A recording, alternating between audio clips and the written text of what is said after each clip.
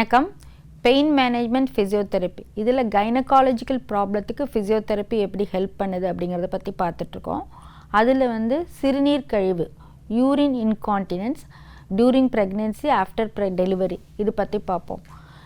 உலகம் முழுவதும் 40% லேடிஸ்க்கு ப்ரெக்னென்சியில், அதாவது கடைசி 3 மாதத்தோட ப்ரெக்னென்சி அதுக்கப்புறம் டெலிவரி, எஸ்பெஷலி அவங்களோட டெலிவரி ரொம்ப கஷ்டமாக இருந்தது, ரொம்ப ப்ரொலாங்டாக இருந்தது, பேபி பெருசாக இருந்தது, இந்த மாதிரி கஷ்டமான டெலிவரின்னு சொல்கிறாங்க இல்லையா, அந்த டெலிவரிக்கு அப்புறம் வர்ற யூரின் நீர் கசிவு, சிறுநீர் கசிவு 40% லேடிஸ் சஃபர் பண்ணுறாங்க. பொதுவாக இது எதனால் வருது அப்படின்னா, ஒன்று ரொம்ப hard labour, prolonged labour, big baby, அது.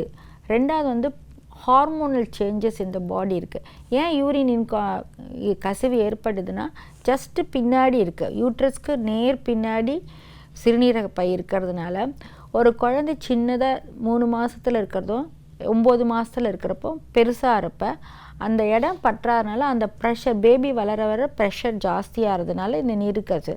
முக்கியமாக யாரெல்லாம் பயிற்சிகள் பண்ணலை, ஒபிசிட்டி இருக்குது, அவங்களுக்குலாம் அந்த பெல்விக் ஃபோர் மசில்ங்கிறது, அதாவது அந்த புட்டத்தை சுற்றி கர்ப்பப்பையை சுற்றி இருக்கிற மசில்ஸ் எல்லாம் யார் யாரெல்லாம் எக்ஸசைஸ்லாம் நல்லா பண்ணி ப்ரெக்னென்சிக்கு முன்னாடி ஹைட்டுக்கு தகுந்த வெயிட் இருந்து நல்லா ஆக்டிவ் லைஃப் ஸ்டைல் இருக்காங்களோ அவங்களுக்கு பெரும்பான்மையாக வர்றதில்ல. எக்ஸப்ட் அவங்களுக்கு டெலிவரி ரொம்ப கஷ்டமாக இருந்ததுன்னா தவிர, மற்றபடி யார் யாரெல்லாம் ஒபிஸாக இருக்காங்க, பயிற்சிகள் பண்ணாமல் இருக்காங்க, அவங்களுக்கு இந்த பெல்விக் ஃப்ளோர், எஸ்பெஷலி எக்ஸசைஸ் பண்ணுறப்ப, இந்த ப்ரீநேட்டல் எக்ஸசைஸ் பண்ணுறப்ப அந்த பெல்விக் ஃப்ளோர் மசில்ஸ், அப்டமல் மசில்ஸு, காலுக்கு தை மசில், இதுக்கெல்லாம் எக்ஸசைஸு ஃபிசியோதெரபிஸ்ட் கைடன்ஸில் பண்ணணும்.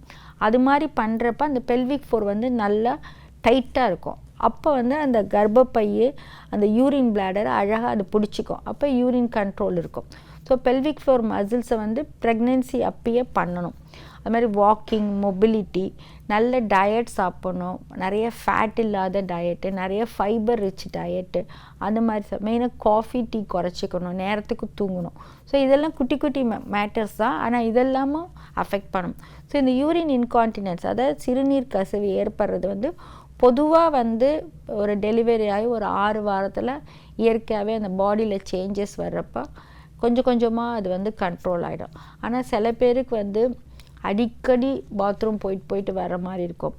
அதனாலே அவங்களுக்கு யூரினரி இன்ஃபெக்ஷன் இருக்கும். நைட்டில் ஆல்ரெடி பாப்பா பிறந்தா பாப்பா தூங்குறப்ப தான் நம்ம தூங்க முடியும். ஆல்ரெடி ப்ரெக்னென்சி டெலிவரிக்கு அப்புறம் தூக்கமே பெண்களுக்கு குறைஞ்சிரும். இந்த யூரின் இன்கான்டினன்ஸ் அதுக்கு 10 வாட்டி போயிட்டு வர்றப்ப அவங்களுக்கு தூக்கம் இல்லாமல் ஆகிடும். அப்போ அவங்களுக்கு ஸ்ட்ரெஸ் ஜாஸ்தியாகும். ஸ்ட்ரெஸ் ஜாஸ்தியான இந்த யூரின் இன்கான்டினன்ஸ் இன்னும் ஜாஸ்தியாகும். ஸோ இது ஒரு சைக்கிள் ஆஃப் ரியாக்ஷன், ஒன்று ஒரு தொடர்பு. ஸோ அதனால் இதுக்கு என்ன சிகிச்சைகள் இருக்குது அப்படின்னு பார்த்தீங்கன்னா, கிகல்ஸ் எக்ஸசைஸ்ன்னு இருக்குது. அது ஃபிசியோதெரப்பி மேற்பார்வையில் ப்ரெக்னென்சி அப்போ ப்ரீநேட்டல் கிளாஸஸ் போனால் அங்கேயே சொல்லி கொடுத்துருவாங்க. இல்லை இந்த மாதிரி பிரச்சனை வந்ததுன்னா இன்றைக்கி ஆன்லைன்லேயும் பண்ண முடியும்.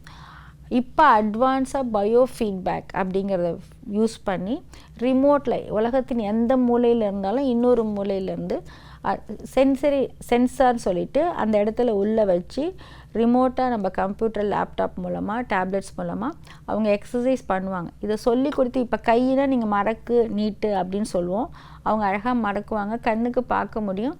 அது என்ன கரெக்ஷன், என்ன தப்புன்னு தெரியும். ஆனால் இந்த வயிற்று, இந்த கர்ப்பப்பை, ஆனஸ் கிட்ட இருக்கிற எக்ஸசைஸ் நம்ம சொல்லுவோம், அவங்க என்ன பண்ணுறாங்கன்னு அவங்களுக்கு தான் தெரியும். நம்ம கைட் பண்ணுறது கொஞ்சம் சேலஞ்சிங்காக இருக்கும்.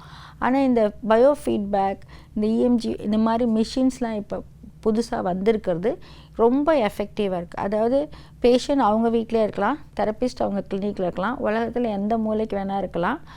அந்த பர்டிகுலர் டைமில் ஆன் பண்ணி அந்த டிவைஸை யூஸ் பண்ணி பண்ணுறப்ப அவங்க என்ன தப்பாக பண்ணுறாங்களா, ரைட்டாக பண்ணுறாங்களா, ட்ரிக் மூமெண்ட் பண்ணுறாங்களா, ஜாஸ்தி பண்ணுறாங்களா, குறைச்சலாக பண்ணுறாங்களா, தேவையான ஃபுல் கன்ட்ராக்ஷன் பண்ணாலும் அரைகுறையாக பண்ணுறாங்க அப்படிங்கிறத ஃபிசியோதெரபிஸ்ட் கண்காணிக்க முடியும். ஸோ இந்த எக்ஸசைஸ் அவங்க பண்ணுறப்ப அழகாக ஒரு 3 வீக்ஸ் 6 வீக்ஸில் அவங்களுக்கு அந்த யூரின் சொட்டாக வர்ற பிரச்சனை போயிடும்.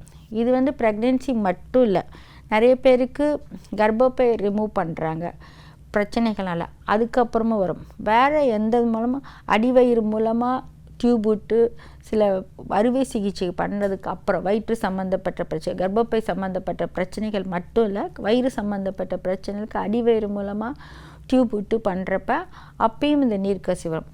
பெண்களுக்கு மட்டும் இல்லை, ஆண்களுக்கும் இந்த நீர்க்கசிவு பிரச்சனைகள் இருக்குது. ஸோ இது எல்லாத்துக்குமே சிறுநீர் கசிவு பிரச்சனைக்கு ஃபிசியோதெரப்பியில் மருந்து இல்லாமல், அறுவை சிகிச்சை இல்லாமல் சில எளிய பயிற்சிகள் 10லேருந்து 20 நிமிஷம் டெய்லி ஃபிசியோதெரப்பி கைடன்ஸில் உலகத்தில் எந்த மூலையில் இருந்தாலும் இன்றைக்கி டெக்னாலஜி இருக்கிறனால அதை பண்ணி சரி பண்ண முடியும். நன்றி, வணக்கம்.